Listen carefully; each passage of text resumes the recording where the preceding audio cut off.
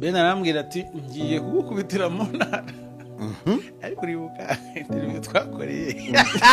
muri wacu na muzika nambaye ibintu by'icyatsi bari kuvuga bari ngo najyanye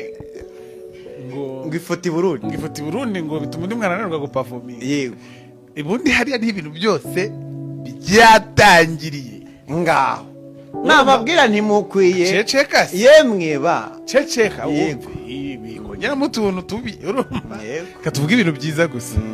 nuko ibintu competition biratangiye ibintu birashyushye muyoboka ati bazakore battle uyu munsi rero abafana banje bari Musanze mwumvereza ko ku itariki 13 yego tutitaye ko abaho ibisamagwe urumva muzaze mbakubita umuziki mwiza ndakumenyesha ko n'abandi bafana nzabiba n'abandi bafana nzabiba none harabo wibye mbere kuko urumva oya nyine hari ukuntu umuntu aba afite abafana arega nijya abantu bafana undi muhanzi batarahashanze undi ngo bamwumve abafana ba Ben namwe ndabatumiye muzaze muri benshi ariko nimwumva umuziki wanyu uvuga neza yego muzataye mwitwa muzahite mujya kwibaruza kwa pirate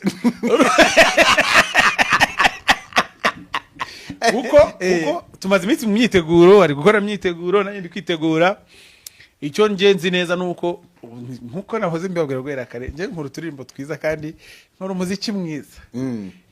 atari kuvuga ko na Ben adakora umuziki mwiza ariko ndumva nifitiye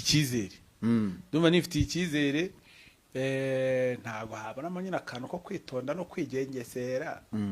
kuko baragenda ngiye mba muri competition n'abantu bakanyamura bakanyamura ntabakekaga urumva ntago kaburama ko kwigengesera ariko icyizere cyo mba ngifite